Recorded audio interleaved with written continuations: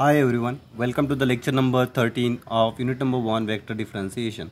So in this lecture I am going to start the last topic of the unit 1, which is vector identities. So in vector identities we are going to prove some results. Okay, in examples the examples based on vector identities are like show that, prove that type of identities. These type of problems you might have studied in 12th standard also in trigonometry. There you have proved some trigonometrical identities. So whenever identities are there, we start from left hand side of that identity and we reach to right hand side. Like that we proceed, or we consider right hand side and we reach up to left hand side. So these type of problems we have on identities topic. So when we solve these type of problems, we need some formulas with us, okay, to simplify the steps.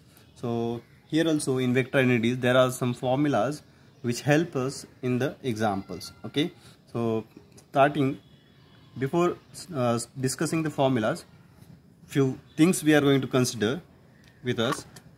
The first one is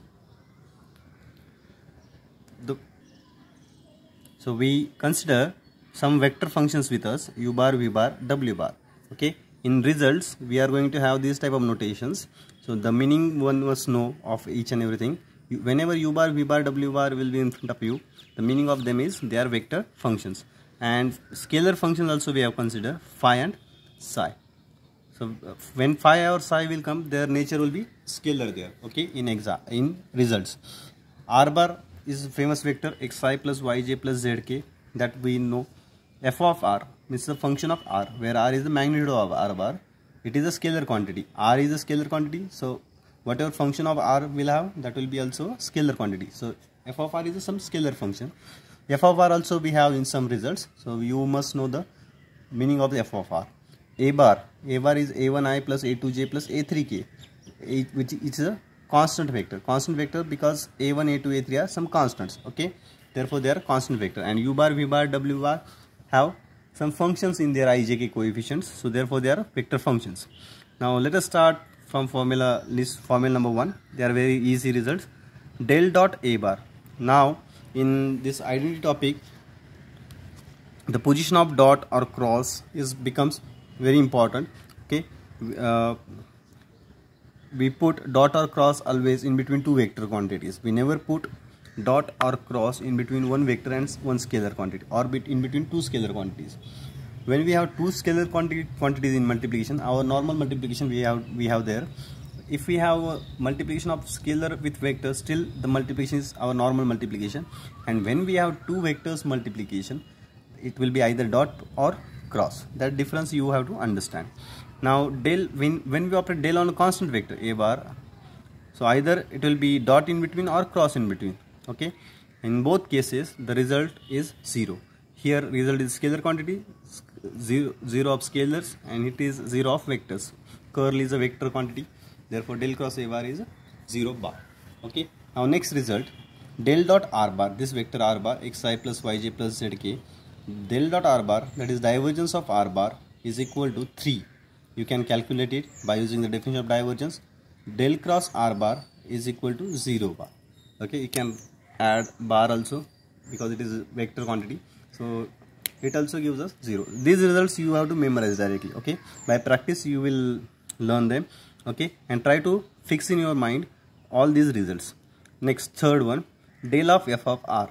So when we operate del on some function of r, it is equal to f dash of r, that is derivative of f of r, divided by r, which is magnitude of r bar, into r bar. Okay, so del of f of r is what? F dash of r upon r into r bar. This we have proved also in lecture number 2 in example. Now next result is del square of f of r. So instead of del, if you are operating del square, means if you are operating del 2 times, the meaning of del square is del dot del. Okay, so when you operate del square on f of r, it gives us f double dash of r plus 2 by r into f dash of r, where f double dash of is double derivative of f of r and f dash of r is single derivative of f of r, function f of r. For example, if you are having this situation, del square operating on e raised to r, so double derivative of e raised to r is e raised to r plus 2 by r as it is, from result, and f dash of r is also e raised to r. So after simplifying, you can write that like this: e raised to r into 1 plus 2 by r. So in this way, we are going to use the given rules in examples. Okay, so this is the rule, and I have applied for this particular example. This is how you have to simplify using the given rules. Okay, now next formula number 5, phi into u bar, and I am operating del on that. Phi is a scalar, u bar is a vector, multiplication of one scalar and one vector is vector. So when we operate del on vector, dot or cross we put in between. So there will be two cases, either dot or cross in between. So when we have dot in between, so how we are going to operate del on multiplication of one vector function and one scalar function in this way. First we operate del on scalar function. You can operate on vector also first. So I am operating del first on scalar function. So I will get del phi, and at that time u bar will be as it is, like a rule of differentiation I am doing. So del phi u bar. Now where to put this dot?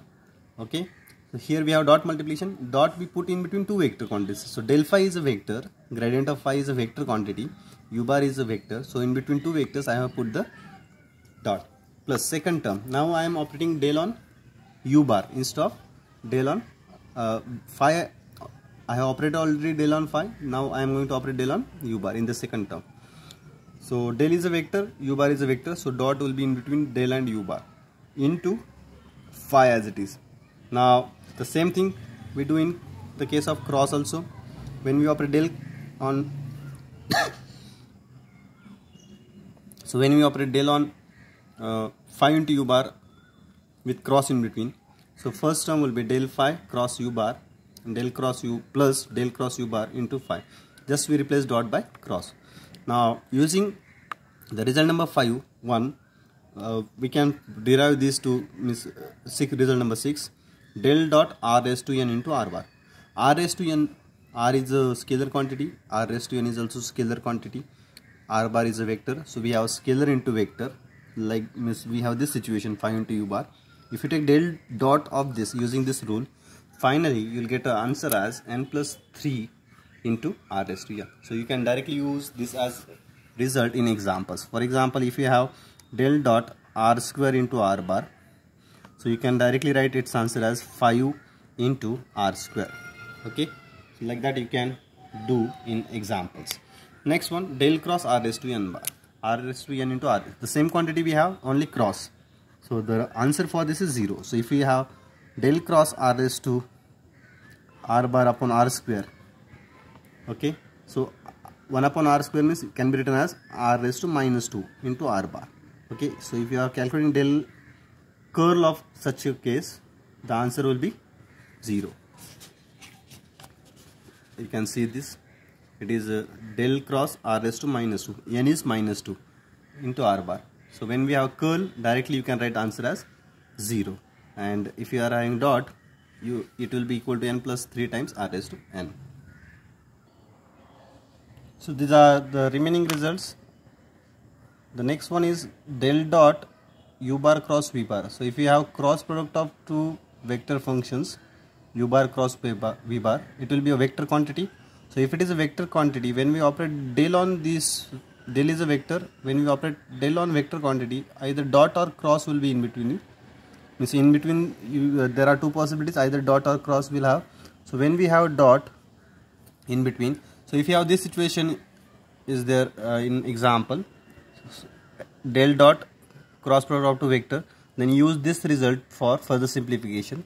V bar dot del cross u bar minus u bar dot del cross v bar. So you need to practice these formulas. You have to memorize them by practice. Now when we have del cross u bar cross v bar, there are 4 terms. Okay, try to learn them, practice them well. U bar into del dot v bar minus u bar dot del into v bar plus v bar dot del into u bar minus v bar into del dot u bar. And the next result is, if we have dot product of two vectors, u bar dot v bar, vector functions, and if you are operating del on such a product, at that time we will have this result. There are total 4 terms, u bar cross del cross v bar plus, which is a vector triple product, u bar dot del operating on v bar plus v bar cross del cross u bar plus v bar dot del operating on u bar. The next one is del cross del phi, which is equal to 0. Means if you are calculating curl, del cross means curl of grad phi. You can write in words also, curl of grad phi is 0, and this is mathematical form, del cross del phi, that is curl of grad phi equal to 0. Next one is divergence of curl of u bar is 0. Means if you are for calculating del dot del cross u bar, that is divergence of curl of u bar, it is also 0. The last result is a bar dot del operating on r bar equals to a bar, and del of a bar dot r bar is equal to a bar. So first, a bar dot del is called as a group operator. So when we operate a bar dot del on r bar, gives us a bar, and when we operate del on a bar dot r bar, it also gives us a bar. So these are some formulas which we need for solving the examples on identities. Now in the next lecture, we are going to deal with the examples on vector identities. So thank you so much.